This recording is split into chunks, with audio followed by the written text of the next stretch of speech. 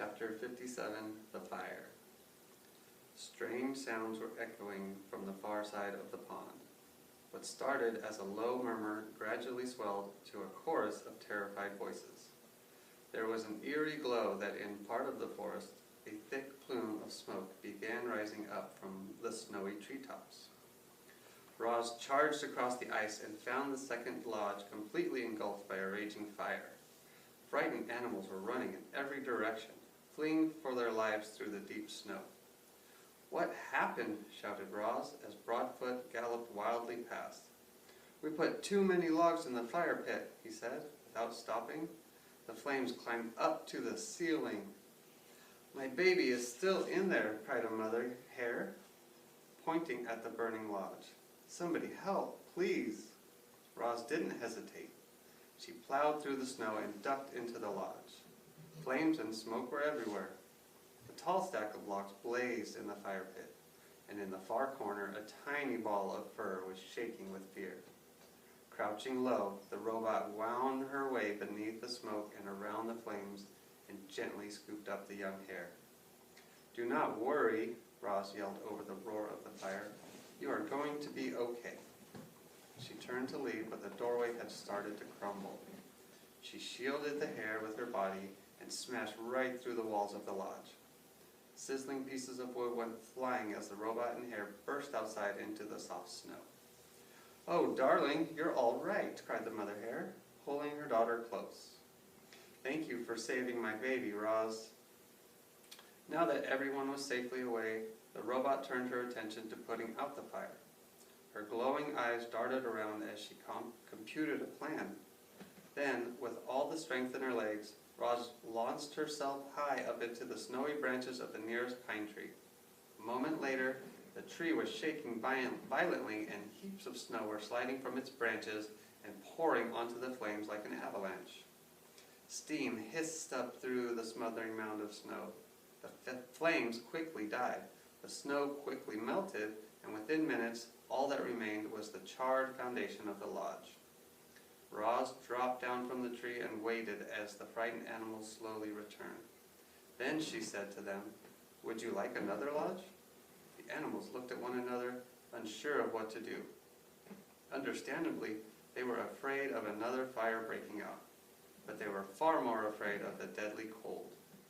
So they pulled together and worked with Roz and built a bigger, better lodge on top of the old one. It had a taller ceiling and a deeper fire pit. It was made with more rock and less wood, and it had a supply of water for emergencies. But the most important safety features of this rebuilt lodge were the lodgers themselves, who now had a whole new respect for fire. Chapter 58, The Conversations. Thanks to Roz's truce, life inside the nest was mostly harmonious. But when the animals went outside, it was business as usual. Sometimes a lodger wouldn't return. Sometimes a lodger would return in the belly of another lodger. And as you can imagine, that made for some awkward moments.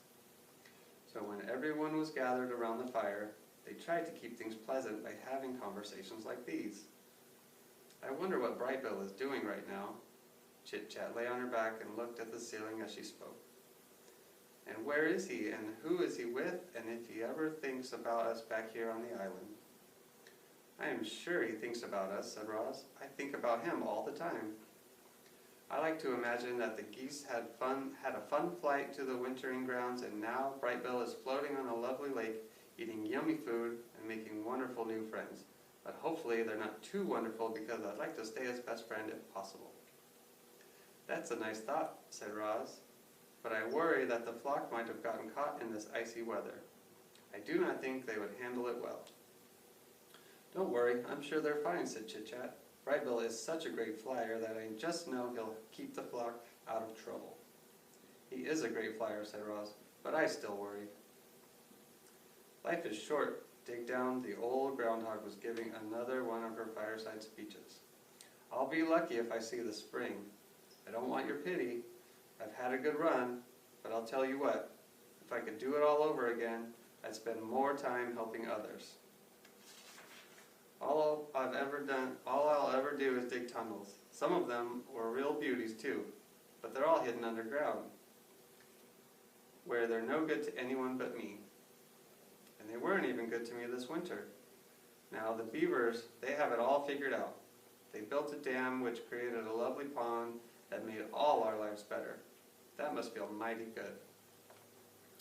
The beavers made our lives better in another way, said Tink. They taught Roz how to build. Ain't that the truth, said Dig Dug. Roz, you must have saved half the island with your lodges. And to think, we used to call you a monster. I'll repay my debt to you if it's the last thing I do. Your friendship is payment enough, said Roz. Oh, please, your sweetness is going to make me sick. There must be something we can do. Your friendship really is enough. Friends help each other, and I will need all the help I can get. My mind is strong, but my body will not last forever. I want to survive as long as possible, and to do that, I need the help of my friends. The animals listened quietly to Roz and thought of their own struggles to survive. Life in the wilderness was hard for everyone. There was no escaping that fact. But the robot had made their lives a little easier, and if ever they could, the animals would return the favor. I have seen 93 winters, far more than any of you, Crag the turtle spoke slowly, but everyone always listened to his words. And I can tell you that the winters have gotten colder, and the summers have gotten hotter, and the storms have gotten fiercer. I heard that the ocean has gotten higher, said Chit Chat, but I don't see how that could be true. I mean, where would all this extra water be coming from? You are right, the ocean is higher, said Crag. My grandfather used to say that long ago this island was not an island at all. It was a mountain surrounded by flat lands. And then the ground shook, and the oceans grew, and the land slowly flooded until the mountain became an island. Animals from far and wide were forced to come here to escape the floodwaters. In those early days, there were too many animals living in too small a space. The island did not have enough food to feed all of them. But between fighting and disease and famine, a balance was finally reached, and we have kept the balance ever since. Chit Chat's eyes grew with concern, wide with concern. If the ocean keeps rising, the island will be swallowed up by the waves, and I don't even know how to swim. If the waves ever do swallow this island, it will not happen for a very long time, said Crag. By then, we will all be long dead, even me. Everything has a purpose. It was Swooper's turn to lecture the lodgers. The sun is meant to give light. Plants are meant to grow. We owls are meant to hunt. We mice are meant to hide. We raccoons are meant to scavenge. Roz, what are you meant to do? I do not believe I have a purpose. Ha! I respectfully disagree, said Swooper. Clearly you are meant to build. I think Roz is meant to grow gardens. Roz is definitely meant to care for Brightbill. Perhaps I am simply meant to help others. Chapter 59, the spring. Dripping water, flowing water, splashing water. Winter's blanket of snow and ice was finally beginning to melt. White was fading away to expose the grays and browns that had been hidden underneath. Little green buds were appearing all over. Crowds of bright flowers were rising up from the dirt, and soon the island would be bursting with rich scents and colors. At long last it was spring. The lodgers returned to their own homes. The hibernators emerged from their secret places. Roz roamed across the island and checked in with the beavers and the bears and all the friends she'd missed. Then the robot went home to work in her garden. After the bitterest winter anyone could recall, life was slowly returning to normal. However, it was a quiet spring. There were fewer insects buzzing, fewer birds singing, fewer rodents rustling. Many creatures had frozen to death over the winter. And as the last of the snow melted away, their corpses were slowly revealed. The wilderness really can be ugly sometimes. But from that ugliness came beauty. You see, these poor dead creatures returned to the earth. Their bodies nourished the soil. and they helped create the most dazzling spring bloom the island had ever known. Chapter 60, The Fish. Help, help, he's got my tail! Paddler was splashing and screaming in the pond. Mr. and Mrs. Beaver were nowhere to be seen. So Roz picked up a fallen tree branch and stomped it into the shallows. Grab onto this, she said as she reached out with the branch. Paddler grabbed it with his big teeth, and the robot lifted him up out of the water. And there, hanging from the beaver's tail, was Rockmouth, the grumpy old pike. In one quick movement, Roz pulled in the branch and gripped the fish with her two hands. Paddler flopped into the water where his parents suddenly appeared. What is wrong with you, Rockmouth? Mrs. Beaver dragged her son away. You've always been a nuisance, but this time you've gone too far. Do us all a favor, Roz, and toss him to the vultures. I cannot do that, said the robot, but I might be able to help. Roz placed Rockmouth in a deep puddle near the pond where he couldn't swim away. Then she waited for the fish to explain himself. Fish aren't very talkative, especially grumpy fish like Rockmouth. But eventually, he opened up to the robot, and before long, she was waving for the beavers to join them. Rockmouth used to live in the river, said Roz, as the beavers shuffled over. But you trapped him here when you built your dam. He has been angry about it ever since. That doesn't give him the right to attack my son, hollered Mr. Beaver. It most certainly does not, hollered Mrs. Beaver.